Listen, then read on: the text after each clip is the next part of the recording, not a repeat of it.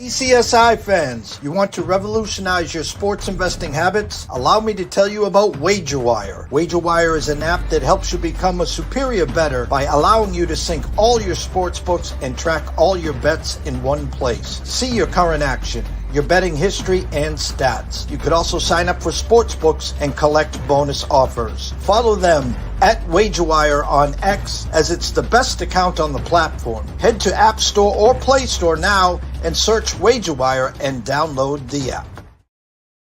2,000 years long, we will never settle. Hard days, no rain with a heavy metal. No time, no fail, won't stop here. Like a torch to a flame when it burns hot. We won't stop. Come on, baby, higher.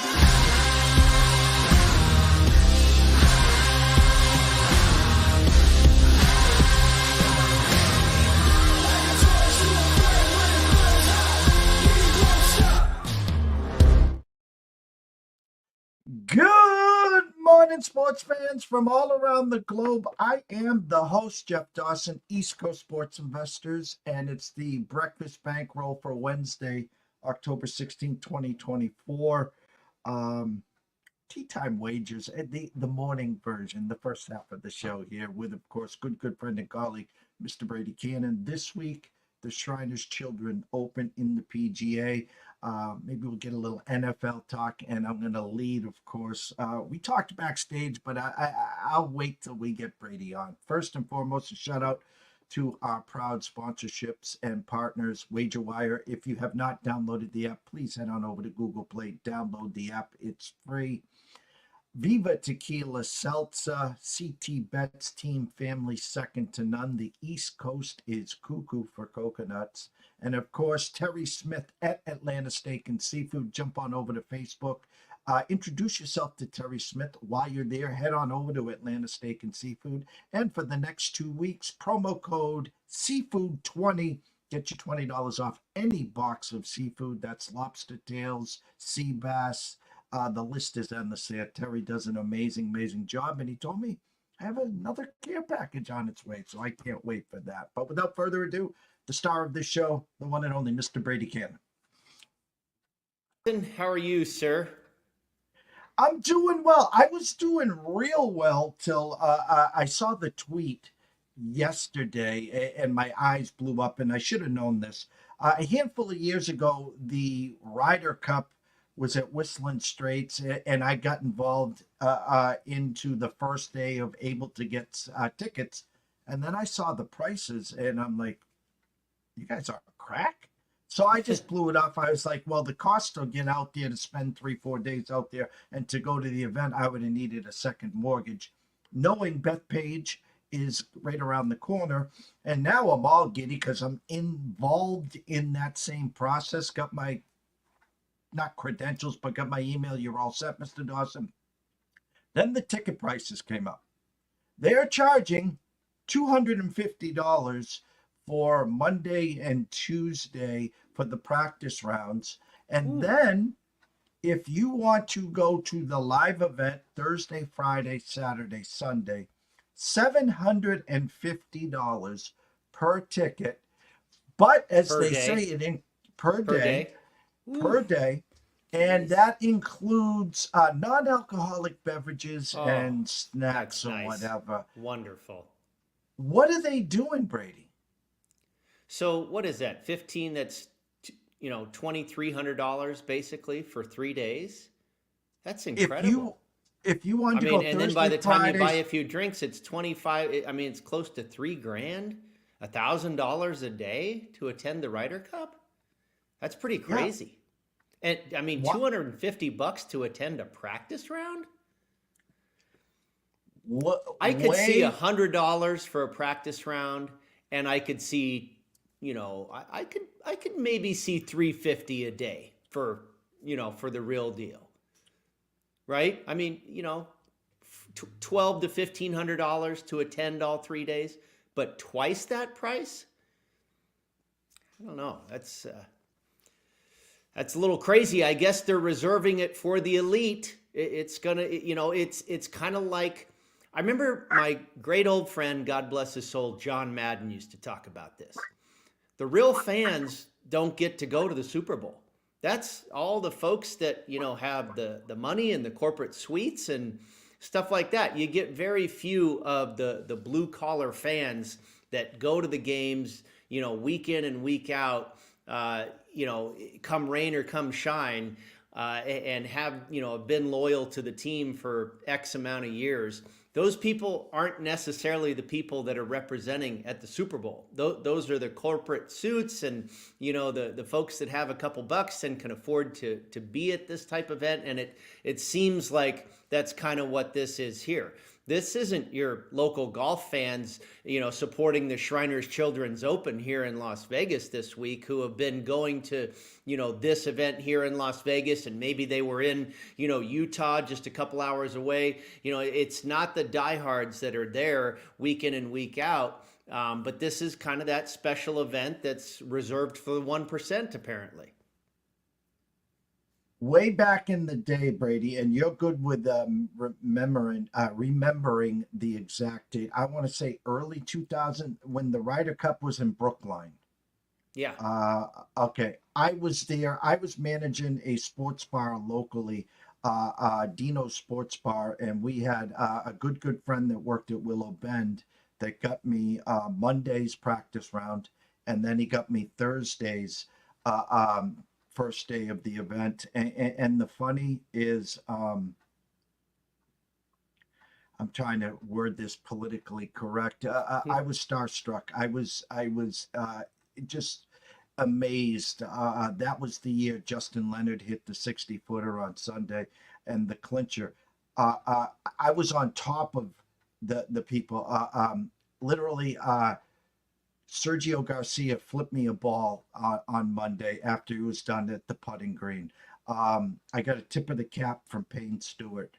I was right on top of Tiger Woods, who drove a ball, I think it was on the fourth hole, and the tee snapped in half, and I was giving his caddy a little, ha ha. Hey, can I get that? And he flipped me the tee. I was walking on air. And I remember it like it's yesterday. And now to see it come full circle. And as you said, they have set it up for the elite of the elite here. $750. So if you wanted to go, Thursday, Friday, Saturday, Sunday, right? It would cost you $3,000 right there. Yeah. And I wonder if studies will show that people typically just attend one day maybe and don't necessarily go all three. Because, if it was going to cost me $1,000, I mean, still, that's a lot of money to go. But I could really only go one day. I'm not going to, I mean, for me also to go out there, even if it was relatively close to home, like it is to you, there's still travel costs. And so now you try to swallow going all 3 days, that becomes a pretty big price tag. Maybe studies show that people typically only go one day. I don't know, but that's about all I could really stomach is, that's a vacation, spending that's a vacation. That's a really nice vacation with your loved one or something like that for $5,000, and that probably might last you maybe that might last you a week. Now you're going to go see a golf tournament for 3 days and it costs you $5,000 by the time, all is said and done with travel and drinks and food and hotel and whatever. Maybe it costs more. I'm not buying it. Well, in December, there's a mini event going on. A couple live golfers and a couple PGA guys in your backyard. Yeah. Talk about that. Yeah, that should be good. I thought it was going to be at the Wynn Golf Club. That's where they've been having all these matches as of late. But I'm actually glad to see it at Shadow Creek, switch it up a little bit. And we haven't been back to Shadow in a little while, it seems.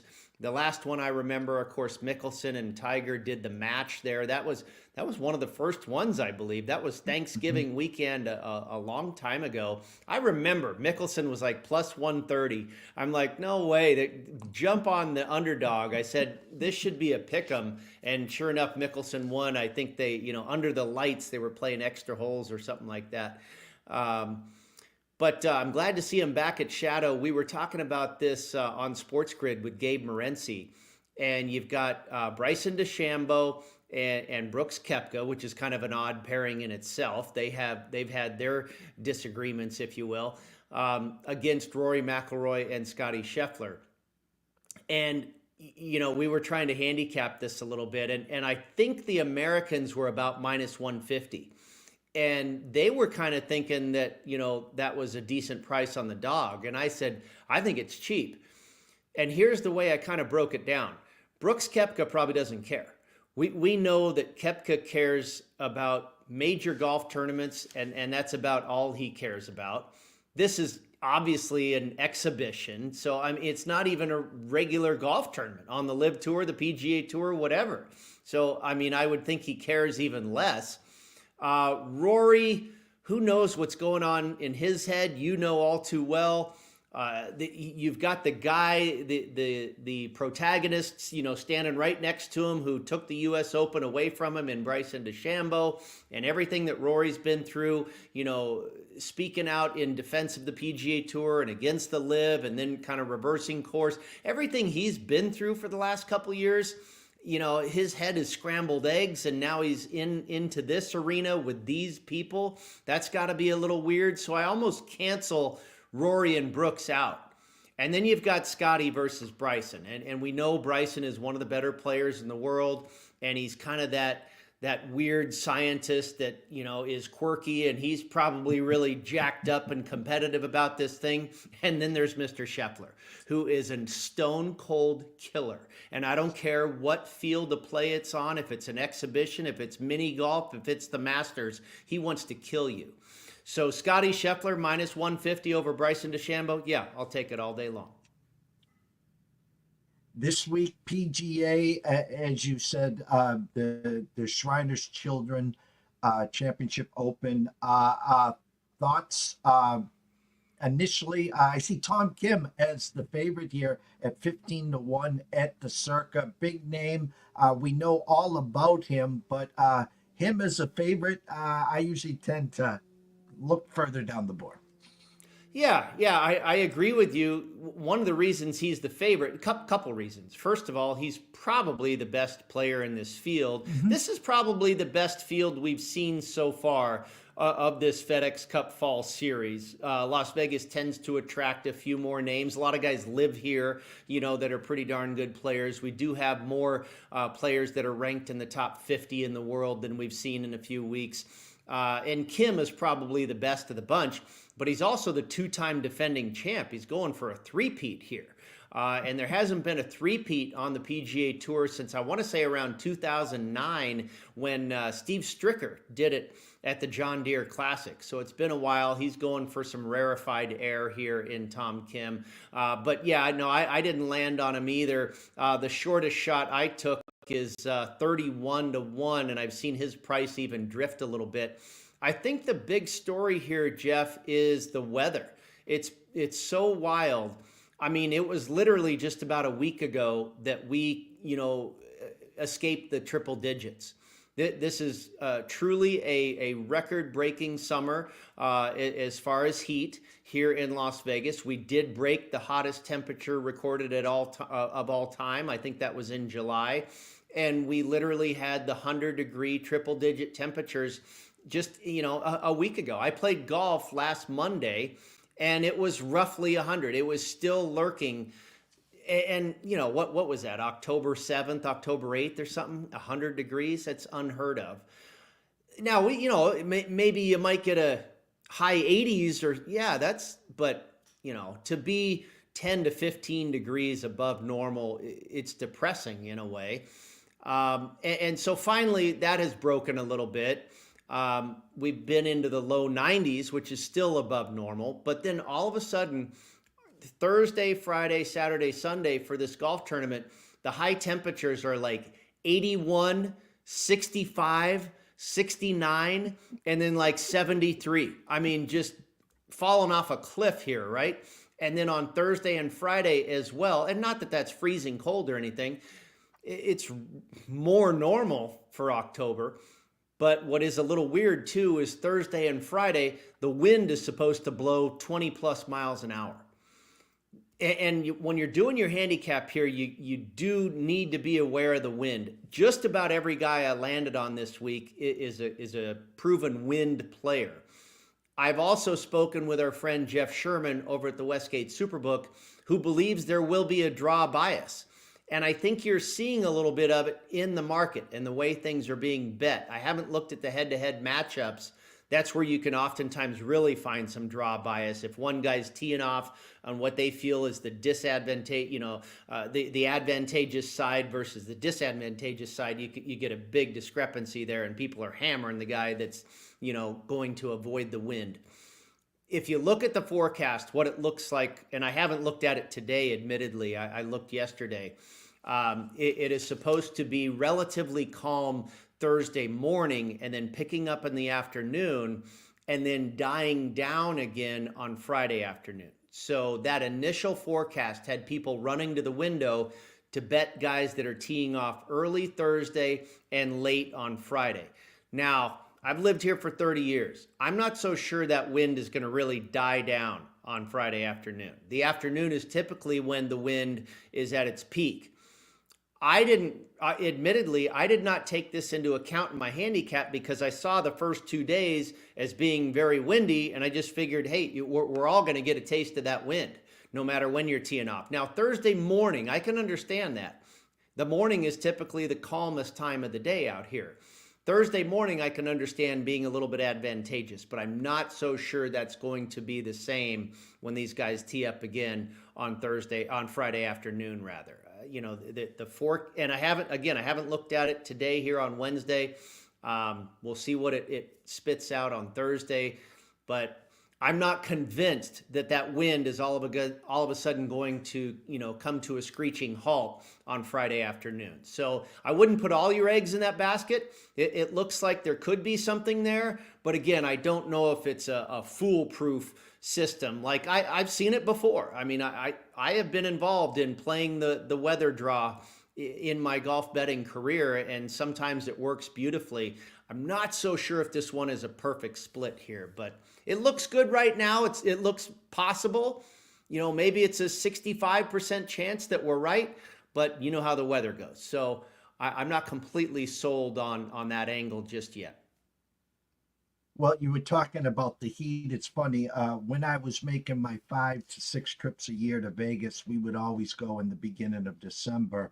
And you could see the East Coast people versus the people that are the East Coast people are in shorts and it's 45 degrees, right? You see the stocking caps, the heavy jackets. Oh yeah, I'll be bundled up like crazy. I won't go outside in December. Correlated courses, and of course your selections for this week are the Shriners Children's Open. Yeah, the correlated courses are pretty interesting. TPC Summerlin, I've played this course many times, by the way. I love the property, not too far away from my house. It's a private club. There's 2 TPC courses here in Las Vegas. There's TPC Las Vegas, which is a public course, used to host the senior tour years ago.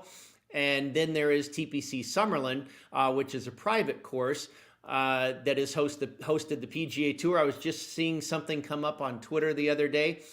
It was, how many years ago?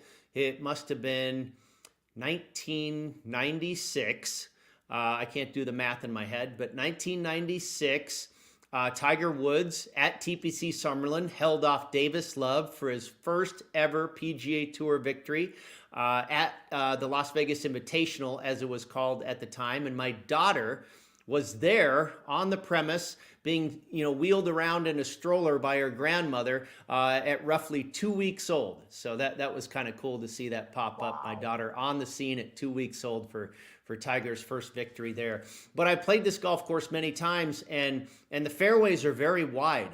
It looks like a relatively easy golf course, and it's not terribly demanding. This is typically one of the easiest golf courses these pros play on tour all year long. But for you and I, the average golfer, you step up to the tee and there's these big wide fairways and you're like, oh, this looks good. And yeah, it's not terribly difficult to hit the fairways. And even if you do miss the fairway, the rough is not that bad to deal with either. But driving accuracy has proven to be a statistic here that most of the winners lean on. You'll see most of the former winners of this tournament are straight ball accurate hitters. You know, Kevin Na, Adam Hadwin's done really well here. Now, Patrick Cantlay can bomb it, but he's also very accurate. He's won here before. Jim Furyk. So these big wide fairways, you'd think, why would driving accuracy be a skill set that we're leaning on? Because it's finding the right spot in the fairway. There's been a number of times I'll find the fairway, but that tree's causing me a weird angle, or this water's coming into play. So it's a positional golf course, is how you phrase it. And if you're not finding the right position in the fairway, then the approach into these greens can be difficult and can lead to bogeys. And that's why I believe scrambling is another very important statistic to look at this week, because you're not going to find that garden spot in the fairway every time where you have that perfect angle into the green. Even though you find the fairway, which is great, it's not always the best iron shot into the green from where you might be. So scrambling is another thing if you're missing these greens or if you're a little out of position. But it is ultimately a birdie fest. You know, find the right spot in the fairways and get red hot with the putter and be able to get up and down now and then, and you're probably going to find yourself having a really good week. As far as the correlated courses, Detroit Golf Club came up on my radar. Let me see where else I found here as far as these correlated. Memorial Park in Houston is one that I used. This is an interesting one, Colonial Country Club in Fort Worth, Texas. I don't think the golf course is very similar, but it's one of the rare instances on tour where you have Bermuda grass fairways and bent grass greens. And we have seen some correlation for guys that do well at both tracks. And Kevin Na, now a member of the LIV Tour, is another example. He's won at Colonial and he's won twice in Las Vegas. So again, not necessarily similar golf courses, similar turf setup, and maybe that means something because we have seen some crossover success. YLA Country Club, where they play the Sony Open. Again, not a very similar golf course, different turf species, 100% Bermuda grass versus what we have here at Summerlin. But another course where driving accuracy is a premium. And we've seen crossover success, the same guys doing well at both tournaments. La Quinta, where they play the American Express, that makes sense, in Palm Desert, California. And then TPC Craig Ranch, where they play the Byron Nelson. That makes sense too, because you've got big wide fairways and big greens like they have here at Summerlin. Started off, I mentioned 31-1, and I've seen him creep up to 32-1. And that is Beau Hossler, my first selection here. I think Beau Hossler pops up on the radar every time you have a field that is lacking star power and it's a birdie fest. The guy can make birdies. He's an extremely good putter, and he's been red hot. It was just a couple weeks ago when we hit Kevin Yu. Thankfully, Mr. Hossler blew it there in the playoff and allowed Kevin Yu to win that golf tournament. So he's obviously been right there. And then he followed that up last week in Utah with an 11th place finish. So the guy's been in good form, and he's finished 7th here twice at TPC Summerlin, including last year. So I think he's a good fit for a lot of different reasons this week. And Hossler, by the way, a University of Texas product. He's definitely familiar with playing in the wind. Cam Davis, the Australian, got him at 36-1. I've seen his price drift up a little bit. You might be able to get a little bit better than that. Like Hossler, he finished 7th here last year. I mentioned Detroit Golf Club being a correlated course for us. Cam Davis, all he's done is win there twice at the Rocket Mortgage Classic. And again, an Australian here. We know about Australians, some of the best wind players in the world. And Cam Davis, right there with Tom Kim, it was maybe a little bit of a snub that Cam Davis didn't make the President's Cup team. You'll wonder if that's maybe on his mind a little bit. But Cam Davis and Tom Kim probably should have been President's Cup teammates. And maybe you could argue that they are the two best players in the field. So Davis, right there with Kim, I think as far as overall talent. Adam Hadwin at 41-1. And I think I may have seen this price come down a little bit. I'm not positive. But Hadwin has been incredible making a living about being an accurate driver and having a tremendous short game. If you look at what he's done here at Las Vegas, he has 5 top 10 finishes, including a runner-up last year. And then if you look at what he's done down at the American Express, he's got 4 top 6 finishes, including 2 runner-ups. Oh, and by the way, he lost in a playoff to Ricky Fowler at the Rocket Mortgage Detroit Golf Club a couple years ago. So this guy just checks so many boxes for this type of golf course. He's had past success, obviously. I just couldn't leave him off the card in Adam Hadwin. And then Harry Hall at 44-1. We were on Harry Hall last week in Utah, and it looked like a really smart pick there for a minute. He had 3 really good rounds. Going into Sunday, he was only 4 shots off the lead and then fell apart on Sunday for some reason. I don't know why, but you know, we talked about him being a UNLV Rebel golfer. He lives here in Las Vegas, so we know the guy is familiar with the wind. We know he is familiar with the conditions, the surroundings, the environment. He's played TPC Summerlin hundreds of times. He's never missed a cut here at this tournament. He's finished as high as 8th, and he fits the mold here. He's a tremendous putter. I think he ranks 3rd in the field for strokes gained putting on bent grass over the last 36 rounds. And he's also top 10 in birdies or better gains. So make a lot of birdies and putt really well. Be familiar with the golf course. Be familiar with the wind. You know, that is Harry Hall. So I landed on him again. Like I said, I thought he was a good pick last week. He wasn't a bad pick. And I'm going to ride with him again here at 44-1. And then Patton Kizzire. I discovered this years ago when we landed on the Shriners Children's Open, and I was looking at guys that have done well here, and I went, geez, out of nowhere, Patton Kizzire has finished 2nd here. He's finished runner-up before, and he's finished 4th.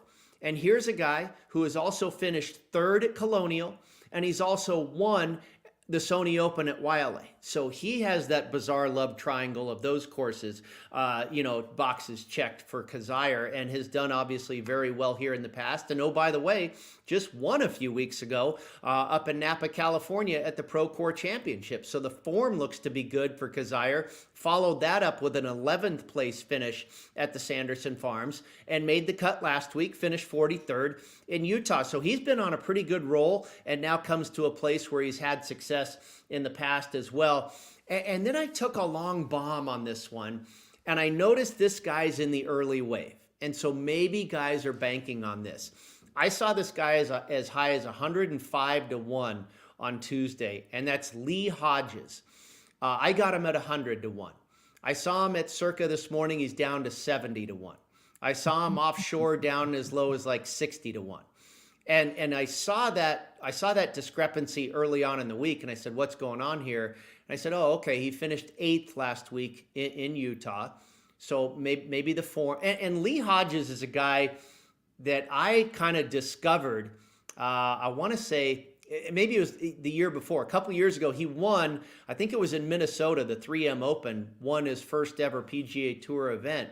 And I was on him like 3 weeks prior. And, premature tipulation, as they say. And the guy, I was late to the party there with Lee, or early to the party, I guess, with Lee Hodges. So, he's always kind of been on my radar. He's a tremendous ball striker. He's extremely accurate off the tee. If you look at what he did last week in Utah, he was like 14th in the field for strokes gained off the tee. I think he was 6th for strokes gained on approach, and I think he was 6th or 5th for driving accuracy.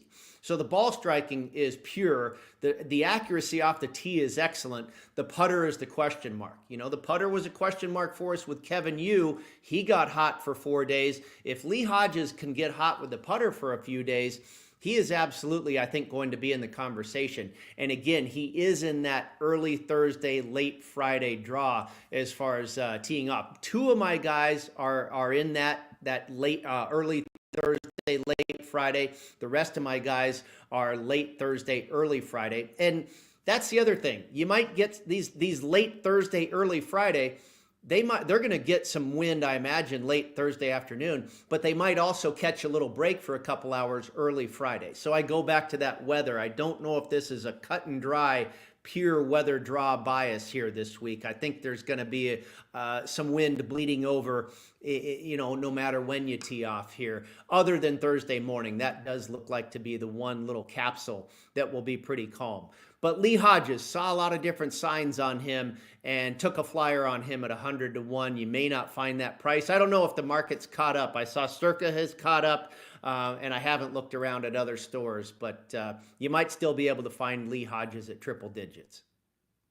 I like to say, Brady, moving numbers, wink, wink. So, Scroll has been going the whole time. We know to find you on Twitter or X at Las Vegas Golfer, and of course on the Sports Grid. As we always wrap up your segment here, please tell everyone where they can find your written work, and of course your schedule for the Sports Grid this week.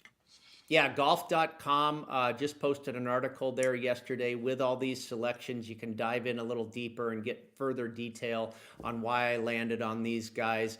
And then also PGAtour.com under Golf Bet. I'll have my Prop Farm article a little bit later this afternoon where I speak with the bookmakers and get their perspective and all that good stuff. You can find all of that on my Twitter feed at Las Vegas Golfer. And then I will be on Sports Grid a couple of different times this evening, once at 7:30 with our friend Joe Ranieri, and then again at 10 p.m. with our friends, Gabe Morency and Cam Stewart. And then, of course, possibly with you this weekend, the Saturday show I always do with Adam Kaufman, 7:30 Eastern to 11 p.m. Eastern, talking college and pro football. Love that show.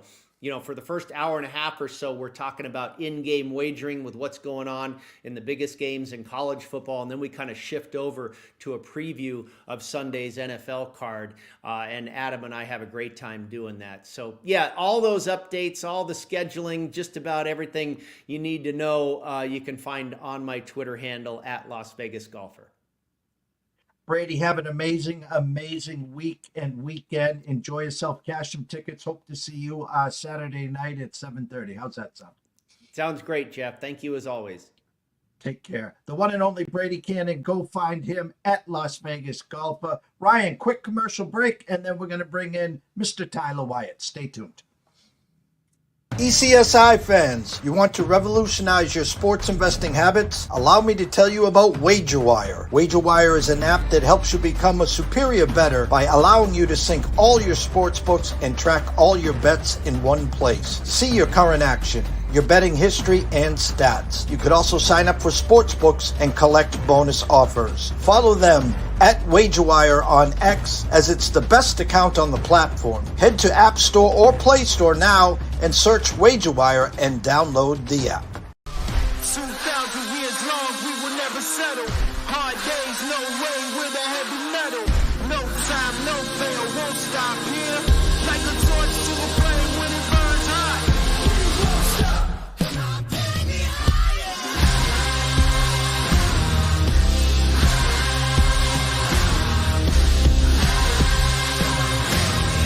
a torch to a flame when it burns hot. Won't stop. I love my spot with Mr. Brady Kannon. He breaks down golf like second to none, and moving numbers this week here. Wink, wink. Just see how that plays out in his backyard in Vegas. Without further ado, let's bring him in, the one and only Mr. Tyler Wyatt. What's going on, JD? How are you today, sir? I'm doing well. It's a bit chilly. Feels like fall finally. The first couple of days here.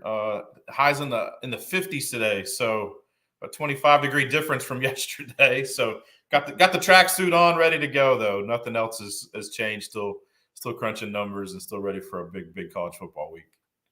Well, you're wearing the Celtics hat, who had the dream run. I thought you would appreciate the Celtics. It's kind of comical. I got a little asterisk next to it in regards to they had because of injuries, no Embiid, no Giannis, no Jimmy Butler, and then they faced the 5 seed in Dallas, and they're already starting to stir the pot with the Yankees, how the Yankees had that easy run. Luck of the draw, right, Tyler? That's a big part of it. Yeah, the draw is a huge part of it. NBA will be here before we know it. Getting ready to get college football is into the the meaty part of the schedule now, but we get college basketball in a couple of weeks. So as far as sports go, this is probably for the next couple of months, this is my favorite time of the year. We get that layout we have college football, basketball, NBA, NHL, NFL, and then playoff baseball there in October. This is one of my favorite sporting months of the year. March Madness probably number one still and forever will be, but I think the month of October and early November, pretty close rivals for me. Well, I have November 1st circled. So again, that's why we brought you on the start of September, because we're going to take you all the way through March Madness. And we're going for a three-peat here at UConn. We got the opening weekend here in Providence. I usually tiptoe to Vegas, but I think I might stay put and go to Thursday, Saturday here in Providence for the regional to start. But we got plenty of time to get to that. Go back to last week, Tyler. A little, couple weeks ago, I was ahead of the curve.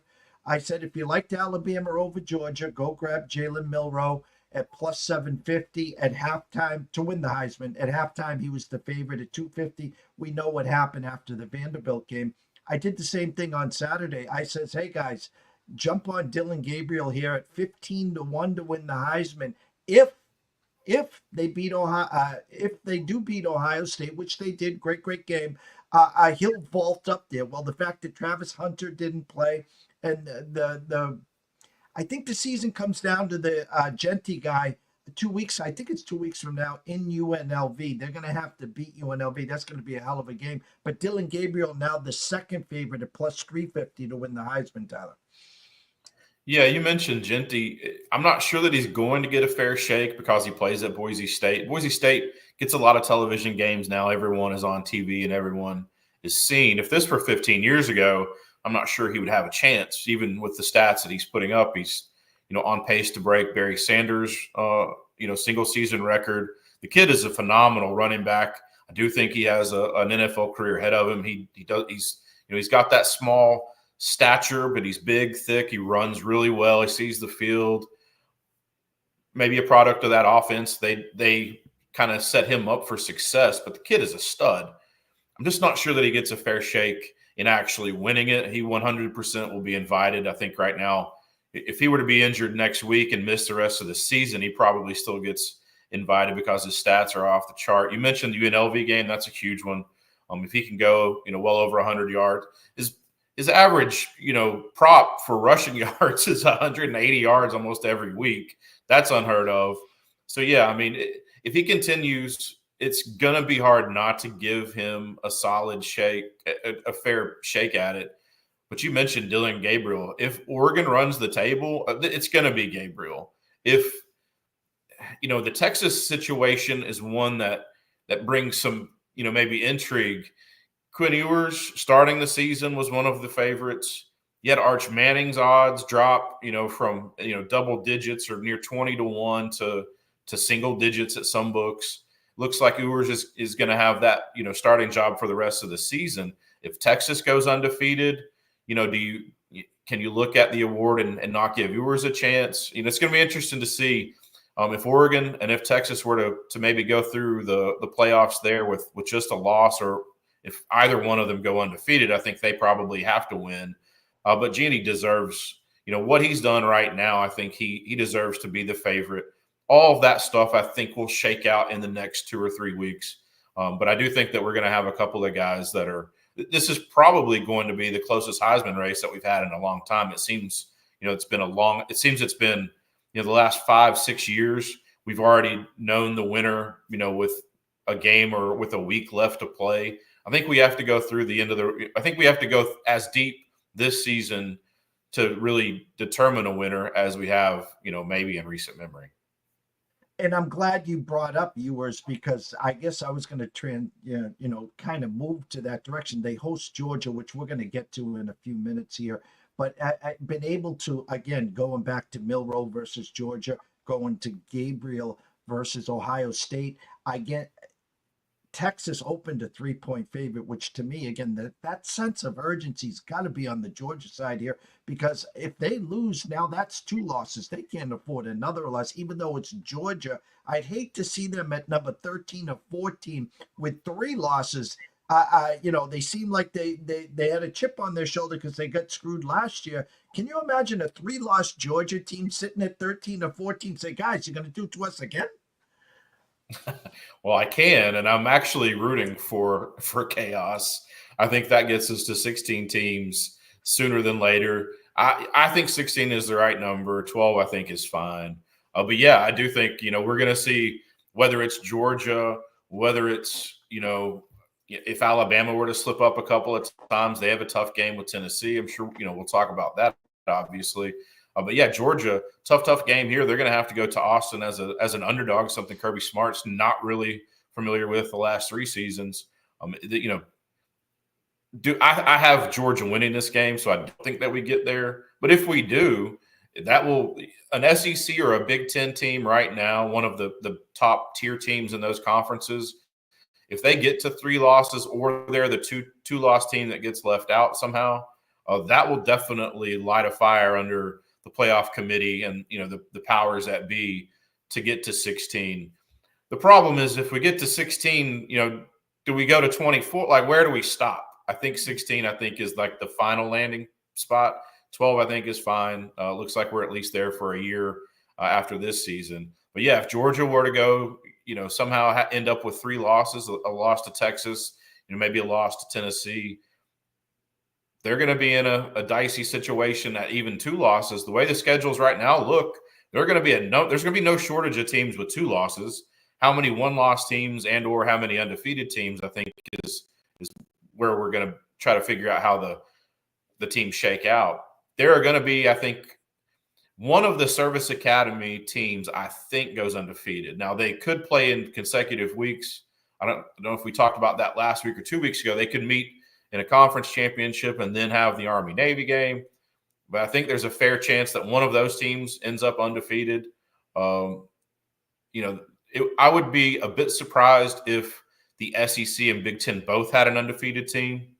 I think they just kind of beat each other up there at the end of the season, get into championship play. Obviously, things could change. But yeah, a team like Georgia, a team like Alabama, a team like Ohio State with 3 losses, it would make for an interesting off-season conversation about the playoff, and it could spurn change, a year ahead of where it is sitting right now. Before we dive into this week's schedule, and last weekend was the biggest weekend of the year, and when the dust settles, you had a Penn State team go down 20-6 at halftime. You had Colin Cowherd at one of his bars with the blue block glasses on. You owe Lincoln Riley an apology. How dare you guys? And then next thing you know, Mr. Franklin and the Nittany Lion says, hold my beer, and beat him in overtime. And then we talked about Oregon and Ohio State, a hell of a game there. The quarterback for Ohio State, as soon as he did it, I said, oh shit, he pulled the Dak Prescott here. If he had slid like a second early, at least might have got off a field goal there. And then Texas, just, Oklahoma 3-0 lead, I think. And then Texas rattles off 28. It was men versus boys. I know Oklahoma was banged up, but this Texas team, both sides of the ball. You had a little rust, which will be real interesting how he plays this week. But what did you see last weekend that really stuck out in your eyes? Yeah, Penn State was the one that really caught me off guard. I thought, that USC, after jumping out to that lead and having it there at the half, I thought maybe that we were going to be talking about Penn State being a fraud or not being deserving of at least a top 10 ranking and kind of where they were looking at a playoff.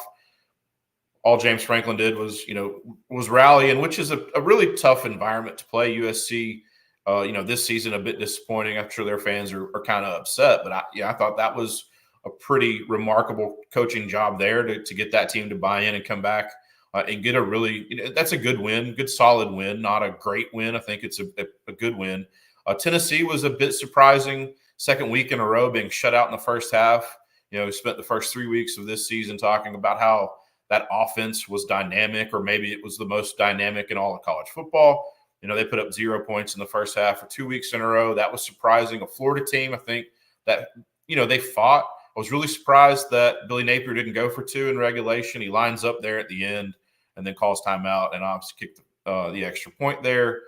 But yeah, Tennessee was one of those teams that surprised me. Alabama, in consecutive weeks has struggled. Obviously, the Vanderbilt win, I thought that would be a good opportunity for DeBoer to kind of get this team galvanized, maybe with a loss, and say, hey, the season's not over. They laid kind of an egg there, jump out to a 2-score lead, and then allow South Carolina to come back, have the football with a chance to win there at the end. I was a bit surprised with Alabama's performance. This week's game with Alabama and Tennessee, I have no idea what to make of it. Do we get the Alabama team that that played against Vanderbilt or played in the second half against South Carolina? Do we get Tennessee with the first half performance against Florida? I'm not sure what to make of that game. That one, I made that number 2 weeks ago. I had after the Georgia game, I'd adjusted that from, we saw 2s and 2.5s preseason, and the look ahead number, I had Alabama almost 5.5. Now my number is back down to almost a pick. I've got Alabama 1.7, so it's pretty close to where the market is. I'm not sure if that makes me feel good or not. I try to not be on the same page as the odd makers in some games, but yeah, Alabama and Tennessee were two teams that stuck out in what were pretty poor performances after what was a fairly dominant first 4 weeks by each of those teams. Oregon, really, really solid win. Ohio State, I think, at least going into last Saturday, I probably thought they were the most complete team overall. They played a really good game. I mean, you can't take really a whole lot of negatives out of that. You mentioned there was some coaching, maybe decisions at the end that could have altered the how that game ended. But I thought the right team won. We made that number almost a pick. We had it at 1.1. So we played a little bit of Oregon there. It wasn't a huge play. But I thought Oregon with Dan Lanning proved there, and he's had some questionable coaching decisions, especially in the time management department over his very brief career in Oregon. Really, really good win there. Ryan Day, I think, there are a lot of Ohio State fans around the country who anytime they lose, it's, oh, is this guy the right guy for the job? Ryan Day's won as many games as anyone in college football since taking over that job. You can't be too disappointed. He's got to win a big game. But, they're in a position now with one loss where they have to kind of refocus. They'll go to a Purdue team that gave Illinois all they wanted last Saturday. Illinois I was pretty high on. Purdue's been kind of a doormat here for they're 2 years removed from having one of the best offenses in the country, and that 9-10 win mark. They've struggled some this season, but you'll have an Ohio State team that has to go on the road after going on a road and losing a tough one last week. Big favorite there, 4-touchdown neighborhood. So it's how Ohio State reacts after that loss will be something I'm looking at this week. But the two that really stood out, I guess the three were big win by Oregon against, I think, the most complete team, and then really poor performances in consecutive weeks by both Alabama and Tennessee. They got the win, I guess, is something that if you're fans of those programs or if you're the coach, it's, hey, we played really bad, almost as bad as we could, and we got a win. But they can't keep, if each of those teams plays like they have the last 2 weeks, Alabama and Tennessee will have multiple losses by the end of the season. But they have a chance this week, one of them at least, to make a statement, get a big win, and kind of keep the playoff conversation going. My comparison to the Ohio State, Oregon, I'm going to take you back to last year when Oregon traveled to Washington. And it was one of the best games in the country. Washington wins. Oregon had all the opportunity in the world to win that game. And I left that game saying, all right, great win, Washington, great win, Penix, great win, DeBoer. But I said to myself, don't worry, Oregon's going to get you in the Pac-12 championship in Vegas. And they were 9-point favorites. And if I go back to that day, there was no one that was going to tell me Oregon wasn't going to win that game. And Washington, just took it to them again. I left that Oregon-Ohio State game feeling the same way. Hats off to Oregon. Hats off to the Ducks and Lanning. But I said on a neutral field, or obviously at Ohio State in the rematch, I think Ohio State on both sides of the ball would win and is the better team currently right now. Yeah, I agree. I was on the wrong side of that Oregon-Washington game last season in the regular season. corrected myself and found the right side in the bowl game there with Washington plus. But yeah, that was one of the games I was talking about, and Dan Lanning and time management, the regular season game with Washington, he kind of fumbled. That's all right. Yeah, that very, very similar games, the way that they played out. And, if you're Ohio State, I think you can look back and learn a lot from that team. I do think there's a pretty, how that conference championship works out will be interesting to see. But yeah, if the game were played this Saturday and it's in Columbus, I think, Ohio State is, a 3.5 or 4 point favorite. And that's probably the side that I play. I think location in either of those games is big. They're, 2.8 is about the ceiling from my home field advantage when I do my ratings at the beginning and then adjust throughout the season. There are 6 teams that have 2.8s. Those are 2 of the 6. So their home field is worth as many as I can give it. Both really tough places to play. Yeah, Ohio State, doormat with Purdue this week. They can take a lot from that Oregon game, I think, going forward, navigate through the rest of the Big Ten regular season, and I think they're going to be in fine shape, at least for a playoff. I think both of those teams are in at the end of the season. They're 2 of the 12, I think, pretty easily. But right now, going back to our conversation, those one-loss teams right now, you cannot afford many more slip-ups. One more at most, certainly, definitely not 2. So Ohio State has to take care of business the second half of the season. Oregon, kind of an insurance win there, I guess, for Dan Lanning. Not that you can afford to lose a game or a coach thinks like that, but, Oregon right now in the catbird seat. Ohio State, though, I think will be fine. Before we get to your leans and selections for this week, shout out to Amber. Always, it was a great 2 versus 3 game spot on, Amber. It was a classic for sure. Shout out to F32CB, F32CB. It's the fellas. Talk about the 2 headline games. You're talking about, 2 lost teams. And of course, Tennessee and Alabama, the loser of that will have 2 losses. And then go to that Texas-Georgia game. Again, Texas in the catbird seat. A win by Texas.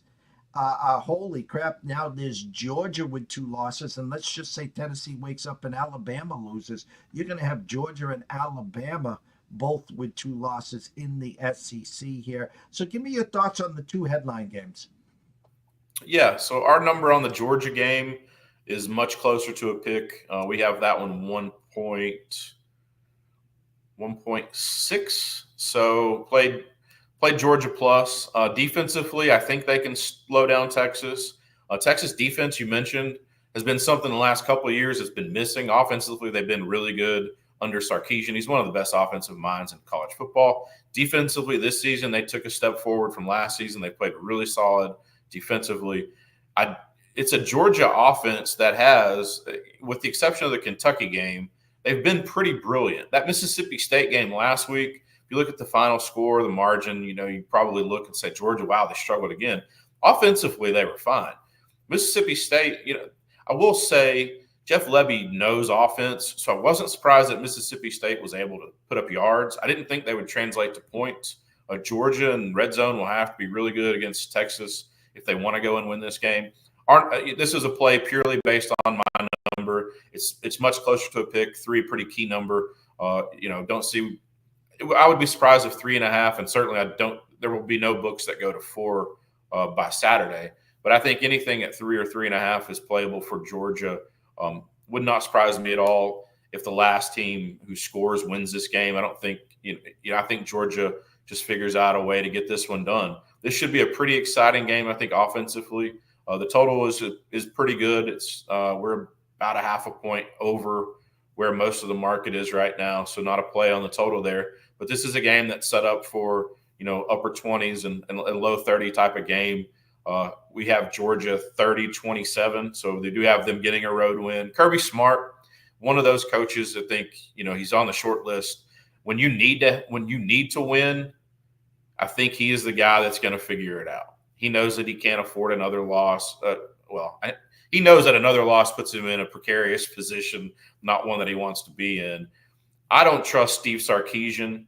It seems like every year he figures out a way to lose a game that, this is not a game that he shouldn't, but every year there's a game where he forgets how to coach.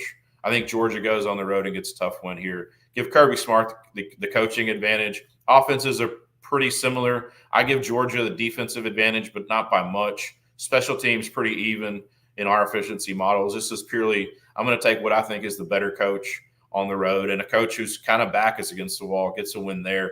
You mentioned the Alabama and Tennessee game. Kalen DeBoer cannot afford a loss here. You mentioned we are very, very close to seeing something that we haven't seen in quite some time, which would be Georgia and Alabama with 2 losses halfway through the season, not at the end of the season. Alabama offensively last week, they just looked lost. Jalen Milroe, you mentioned, his odds to win the Heisman were down near, he was essentially the favorite there for a brief period. And Kalen DeBoer has just gotten away from what he does best, which is coach offensive football. The way they looked against Georgia in that first half and the way they looked against South Carolina in the second half, it looks like it's not even the same team, much less the same coach. I don't think 3 weeks in a row that Kalen DeBoer will struggle to call an offensive game. I think he figures it out. Tennessee's defense has been pretty good most of the season. It's probably the one thing I think you can look at this season. It's been the most consistent thing about that team. Dylan Sampson has been really, really good offensively. He's one of the best running backs in the conference. We'll play on Sunday somewhere. But this is a game where Kalen DeBoer, I would just be really shocked if he struggles 3 weeks in a row offensively. I think they're able to score. This should make for a classic. I don't know that we see 52-49 like we did last time in Knoxville. But I don't think both of these teams lay an egg like they have the last 2 weeks. This should be a really, really good football game. I lean Alabama. Our number says that the number is right. But if I had to pick this game, I'm taking the Tide. I think defensively, they're more complete than Tennessee. They have the best player, I think, at the position of wide receiver in Ryan Williams. The kid is electric. You have to figure out a way to get the ball in his hands in some other ways. And I think that Kalen DeBoer is probably working on that as we speak. We don't have to not go route. I think we can figure out some ways to get him the ball in the back foot and let him do his thing. Nico for Tennessee has to be better.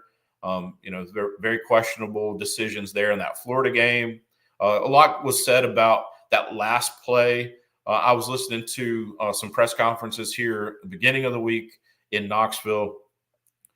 He owned that, and he made mention that there was an offensive lineman that he thought was downfield, and he thought that he said, if I make this pass, it's going to be a flag and the game is over, was the reason that he kept the ball. Now, running out of bounds, you can't make heads or tails of that, but I think a lot of that was freshman. You are just going to make bad decisions. That's just a part of growing into the position and getting older. I think Nico, from what I heard him say this week, will be improved this week. I think Josh Heupel would surprise me to go back to Alabama, that he coaches a really bad offensive game 3 weeks in a row. So I think we see both teams offensively step up. But I give the edge in defense and special teams to Alabama. I think they have just a bit of an advantage there. So I'm going to have to take Alabama there to get a tough one here in Knoxville on Saturday. It was funny. I was at the Super Bowl Radio Row last year in Vegas, and we interviewed Jalen Hyatt. And I said, Jalen, I have you on every one of my fantasy teams. And I brought back the Joe Milton, the Jalen Hyatt 5-touchdown game. And he just was all smiles. I was like, when we going to see this in the NFL? And he just shook his head. He's like, give me the ball. But I'm having flashbacks of that game right there. It was an instant classic. I still remember Alabama picking the ball off in the end zone and running it down the sideline, and then all of a sudden, out of nowhere, the phantom flag came up, and I was like, "Oh dear!" And here goes Tennessee with the ball, and they eventually won the game. Going to ask you for your leans, your selections, what your numbers say, but I just want to lead in with, holy cow! I guess Vanderbilt, after shocking the world in Alabama last 2 weeks ago, wasn't enough. I guess this team's for real, Tyler. Yeah, they went to Lexington and beat my Wildcats. Our number on that game was 10.2, so it was significantly lower than the closing number. There were some 14s there.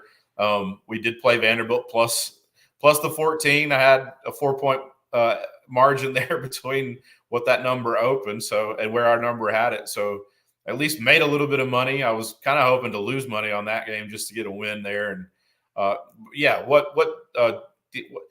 first of all, what Clark Lee has done there is as impressive as anyone else in the conference this year. And I know it's a 4-2 football team. It's so hard to win in Vanderbilt. You have the academic issues. It's a little harder to get into Vanderbilt than it is some of the other schools in the conference. They do not have an NIL presence that's comparable to anyone else in the SEC, much less most of the Power Five. And what he's done is, over the last 2 years, he said that I'm going to build this team the right way. And I didn't, there were a lot of non-believers, and I was, one of those guys. Clark Lee, Vanderbilt is used to getting their coaches plucked from them. If Clark Lee keeps going at the rate that he's going this season, it wouldn't surprise me at all if someone is at least attempts to hire him away. He has this team believing that they can win every single game. Obviously the Alabama game, there were a lot of people talking about that, it was just a fluke. They went into Kentucky and won a tough one on the road as a double-digit dog there. So, they're talking about a team that's won 2 weeks in a row as a, north of 3 touchdown and 2 touchdown spread. This is very easily, we could look back and say that this Vanderbilt team should be 5-1, or maybe, they lose an ugly game to Georgia State, which makes no sense, looking at it now. They lose a double overtime or single overtime game there against Missouri, where they missed a kick. And there were some calls there at the end of that game that, you could maybe make a case that, they got the raw end of the ref deal there. This is a Vanderbilt team that, a handful of plays from being undefeated, much less 4-2. So the fact that, he has Vanderbilt on pace, to make a bowl game, pretty remarkable. Their win total, most books, I'd have to go back and check. Pretty sure there were some 3s. I know there were some 3.5s there. It already exceeded the win total through half the football season. Remarkable job what Clark Lee has done. That was a good win. They get a Ball State team this week who's one of the worst in college football. So, I don't think they should be on upset alert. Probably go to 5-2 this week. They have some tough games coming down the stretch, but this is a Vanderbilt team now. It's favored to make a bowl game where preseason they were favored to lose 9 games. What Clark Lee done there is he deserves, at least in my opinion, a pretty solid shake at winning SEC Coach of the Year. Not sure that he gets there if Sarkisian goes 12-0 or 11-1, he probably wins. But yeah, what he's done at Vanderbilt and in Nashville, that city. I was in Nashville for 5 days. Watched them beat Kentucky at one of the big bars there in the Gulch. That city, now at this point it's grown so big. There are a lot of people from other places. There wasn't really a Vanderbilt presence week in and week out. They could, most weeks they could struggle to get, 5,000 or 6,000 people in the stands for a home game. Their next home game will be, I would be surprised if it's not a sellout. The buzz in Music City right now is all about the Commodores. Well, we love bringing you on here because of your numbers, and I love to hear the word margins and stuff. So as we always wrap up the show here, Tyler, what does your numbers say? And give us some leans that you'll have for everyone watching and listening for the weekend. Yeah, Saturday at noon, early game. We have a top 6 team going down outright. Miami goes to Louisville. That number 4.5, 5.5. It's kind of moved around over the last 2 or 3 days. Louisville, I think, wins this game outright. I have the number 1.8, so over a field goal under where that number is right now. I see some 5s on the odd screen.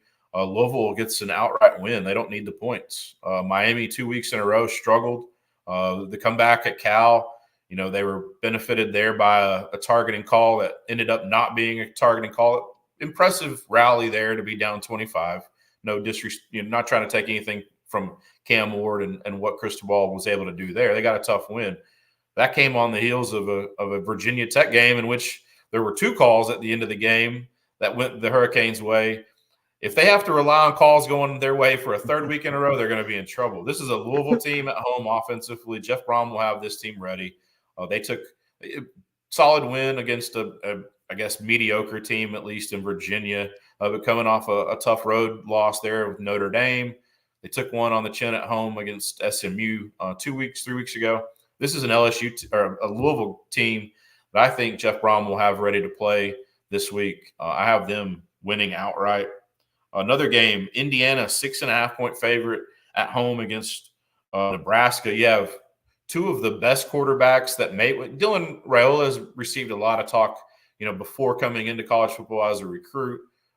He was one of those guys that was, kind of the early NIL guys. It was how much did Nebraska have to pay to get him? They got him. But what Rourke has done at Indiana is all he's done is complete almost 3/4 of his passes. Completion percentage almost 75%. 7-to-1 touchdown interception ratio at 7-to-1 on the season is remarkable. But this is a Nebraska team that can put up points. They're well coached. But this is a number play purely for us. Number right now on the odds screen looks to be about 6.5 at most books. Nebraska, we're playing a little bit of money line there at 2-to-1, but we're taking them plus the points. Cornhuskers, they will be in this game late. Indiana, really good football team offensively. They're able to run the ball. They have a kind of a two-headed running back attack. But defensively, I think they will struggle to keep Nebraska from scoring. 6.5 is too many. Our number on this game was 2.8, so almost 4 points under where that 6.5 is right now. I think Nebraska gets what will be a big win. It's a 6-0 team and a 5-1 team there. Nebraska can't afford to lose. They're trying to get to the playoff at least. And then another one that I like is Michigan and Illinois. I was a buyer in Illinois pre-flop on their season win total. I also sprinkled a little bit on them to win the conference, although I thought it was a bit of a flyer. It's a Michigan team. Offensively, they're just bad. We don't have to have a conversation about it. They're not good. Defensively, they are really good. Illinois at home is tough. This is a very balanced team offensively and defensively. They're really, really good. They're towards the top 25 in almost every efficiency metric that I use. This is purely a play. Our number, Illinois minus 1.2, and you can catch 3. So Michigan, a 3-point favorite at most books right now on the odds screen. We're taking Illinois outright, but we'll also take a little bit of the 3 too. I think that one is a bit off. Well, it's another amazing week of college football. I can't wait to circle back next week to see where the dust settles, obviously, with Texas, Georgia, Alabama, Tennessee, and there's a plethora of other great games. Big Nebraska fan. Matt Rule, 1 year ahead of schedule. It's usually year 3. He had that one hiccup. I'm hoping that they can bounce back, and this would be a huge win for the Cornhuskers. It's been decades since I could bring out my Irvin Fryer and Tom Osborne hat, Tyler. Yeah, we can go back to what was it, the Frost days, and some of those. I don't feel bad for Nebraska fans over the last 30 years. You got a ton of success, so you got to share a little bit of that. But yeah, the Cornhuskers, I think Rule was a really, really good hire. You get a coach who I think is as well respected offensively, not only in college football, but in the NFL. A lot of NFL teams wanted him. He decided to come back to the collegiate ranks. Nebraska, I think, lucky to get him. And I agree with you. I think next year was the year I think you looked and saw, a realistic chance to compete not only in the conference, but for, getting back into postseason or quality postseason play in the playoff. He's a year ahead of schedule. This is an opportunity, a big win here. They get to 6-1. They're back inside the top 25, I think. And then they're a couple of wins away from, maybe ending the season with just 1 or 2 losses. And being one of those teams that we talked about, hey, we got 2 losses. Where's our invitation? There's going to be no shortage of 2-loss teams. Each of these teams, will probably be in that category. But a big opportunity here for Matt Rule to kind of steal a win and take some of that thunder. Indiana finally getting talked about this week. Seems about right that once they get noticed nationally, they take a tough one and a tough loss at home and, kind of bye-bye. But, yeah, I think Nebraska, well, going with our model, it's the play, but I do think Nebraska is the right side of that one. Go follow Tyler Wyatt on X, on Twitter, @Tyler Wyatt Bets. at Odds Culture. Always a pleasure, Tyler. Have a great, great weekend. Best of luck. And if you get onto the felt, make sure you crack some aces, okay? Headed to the felt right now, actually. So we'll take all the good juju we can muster. Thank you so much. Have a great weekend. You too, brother. Ryan, let's go to a quick commercial break. When we come back, we'll wrap it up. An amazing show, a little overtime here at the Breakfast Bankroll, and we will be right back. 2,000 years long, we will never settle. Hard days, no way, with a heavy metal. No time, no fail, won't stop here. Like a torch to a flame when it burns hot. We won't stop, come on, baby, higher.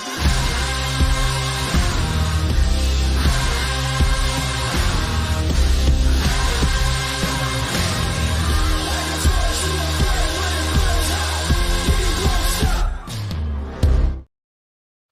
An amazing show today. Brady Kannon breaking down the Shriners Children's Open this week in Las Vegas. Talked about the price gouging for the RYDER Cup at Bethpage, about 3.5, 4 hours, which I had planned to go, which probably at this point I will not. As he broke down, had some great pre-flop selections for this week's tournament. And of course, Tyler Wyatt here breaking down college like no other. A great board here again with the headliner, of course, Texas hosting Georgia. Alabama travels to Tennessee, and there's a handful of others. My eyes obviously will be on the Cornhuskers as they travel to Indiana. Shout out to good friend, Mr. Russell Saylor. Thank you so much for joining us as always. Amber Hawley, thank you so much as always as well. The gentleman behind the glass, Mr. Ryan Shanklin, you crushed it as always. To everyone else, 5 o'clock, myself, Ian, and Riley Magnuson will be back for the closing bell. Till then, guys, have a great afternoon. See you soon.